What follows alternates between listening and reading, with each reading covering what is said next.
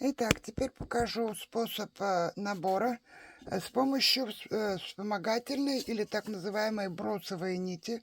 У меня это не толстый хлопок такой. Я его установила во второй нити натяжительно, а второй ус от нити натяжителя.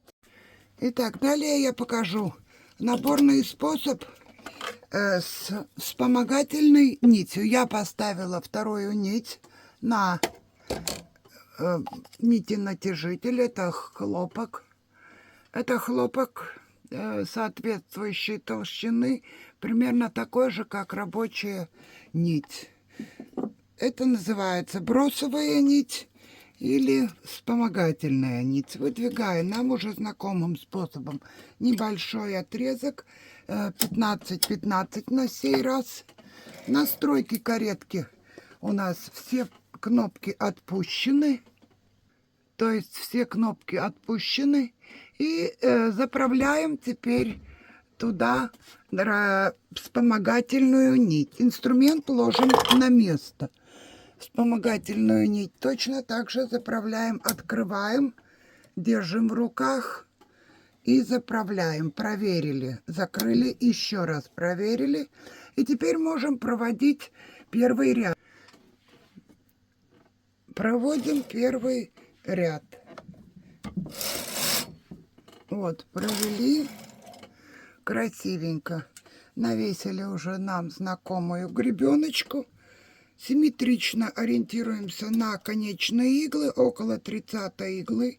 Смотрим, чтобы все были зацеплены, все слоя нашей нитки. Еще такое дело, на конце есть такие крючки, за которые можно зацепить начальный край.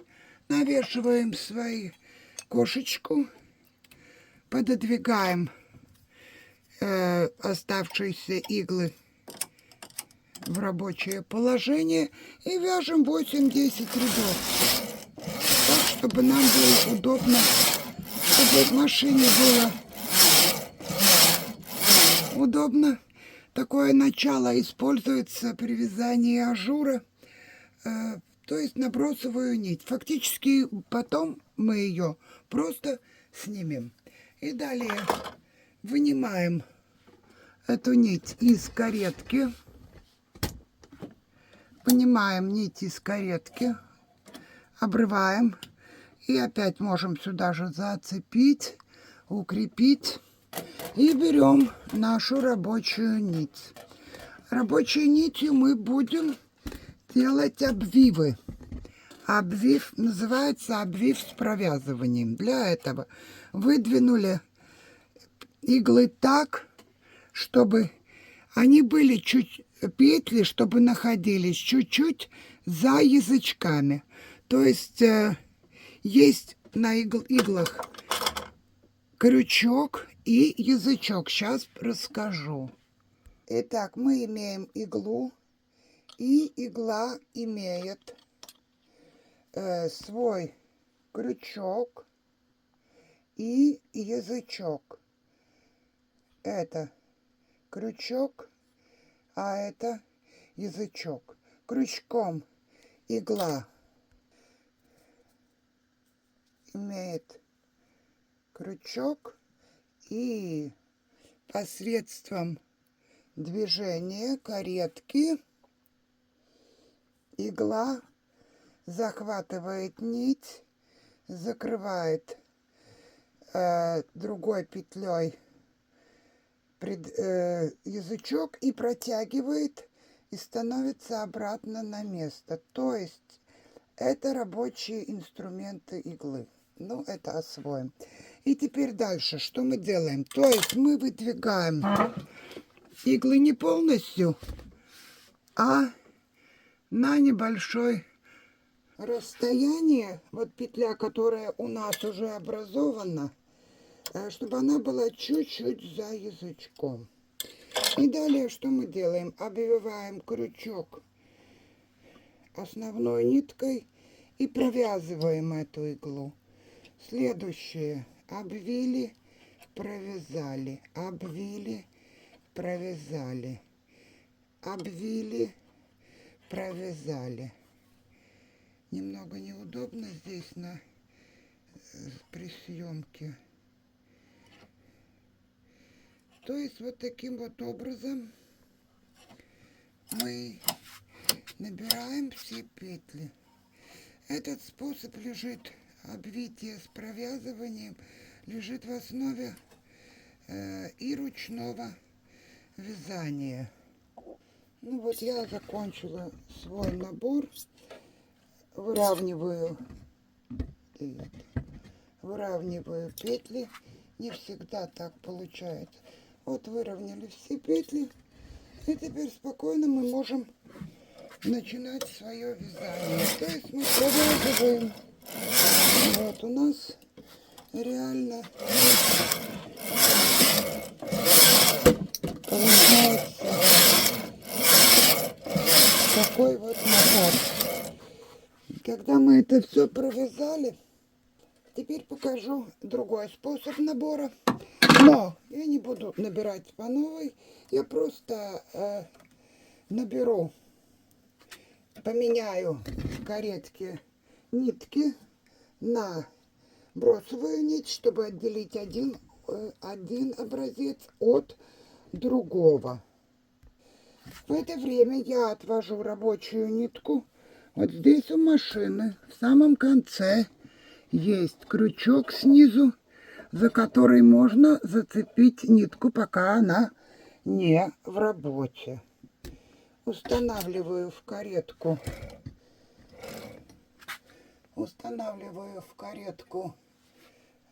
вспомогательную нить. Вот, открыто. Установила, закрыла. И просто провязываю несколько рядов на нашем образце. Вы тоже так можете поступать. То есть я провязала, как бы отделила один образец от следующего. На сей раз я зацеплю тоже белую нитку за крючок в конце. То есть я открываю, вынимаю эту нить, ставлю здесь, там снизу крючок. И, смотря, чтобы нити не перекрещивались, выбираю рабочую нить.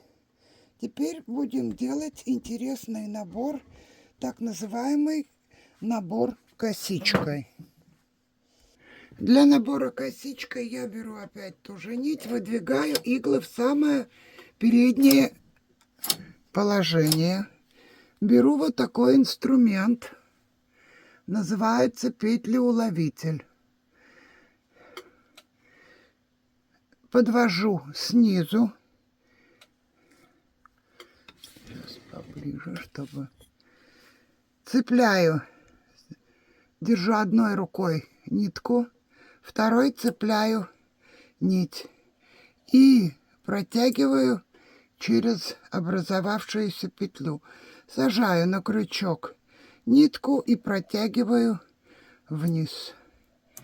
То есть мы как бы крючком плетем косичку. Плетем косичку, чтобы сделать начальный ряд. Вот я дошла до конца. Мы не затягиваем, делаем это довольно-таки слабо, мягко. И последнюю петлю мы заводим за язычок. Немножко опускаем соседнюю петлю, цепляем крючки вместе и вытягиваем петлю на себя. То есть иглу на себя. Вот у нас получилась плетеночка.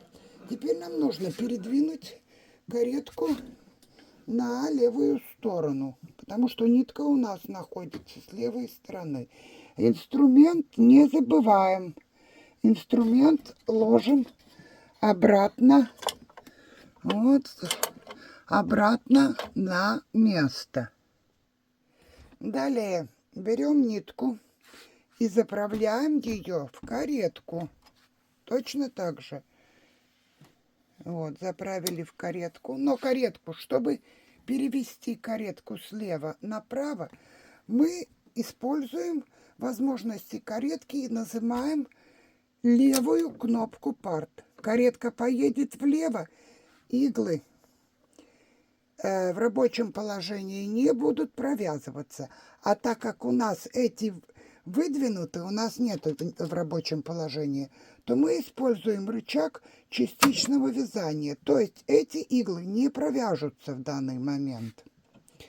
Итак, все у меня подключено. И я проехала. Вот у меня ничего не провязалось. Теперь мы отключаем рычаг частичного вязания здесь. Это тоже, это и не надо было на сей раз нажимать. И начинаем свое вязание. То есть, видите, сейчас иглы все провязались. Все провязались, так как я отключила рычаг. Вот. Вот такие способы набора.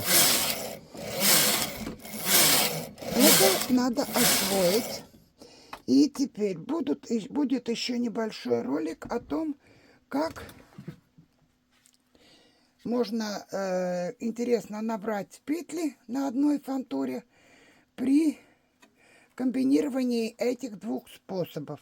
То есть это обвив с провязыванием и вот косичка у нас образовалась, видно, красивая. И здесь у нас обвив. То есть петли у нас закрытые. Потом посмотрим. А сейчас этот новый ролик я буду снимать. Следующая серия про то, как делать убавки и прибавки. Итак, что же мы в конце концов здесь получили? Сейчас снимем вспомогательную нить. Как это делается? Надрезается аккуратненько последняя петля с противоположной стороны от кончика. И снимаем. Просто выдергиваем ниточку. Вот. Мы получили край, обвив с провязыванием. То есть вот такой очень мягенький край, который фактически закручивается, как на всей лицевой глади. Далее посмотрим. Также откроем наш набор на косичке. Это легко снимается. Здесь можно провязать последний ряд какой-то очень скользкой нитью, тогда вообще легко выдергивается. Вот, у нас набор косичкой. Хороший, более устойчивый край, более устойчивый край. Вот, остальное тянется, этот как бы тормозит. Этот край, он органически вписывается в полотно и тянется вместе с полотном.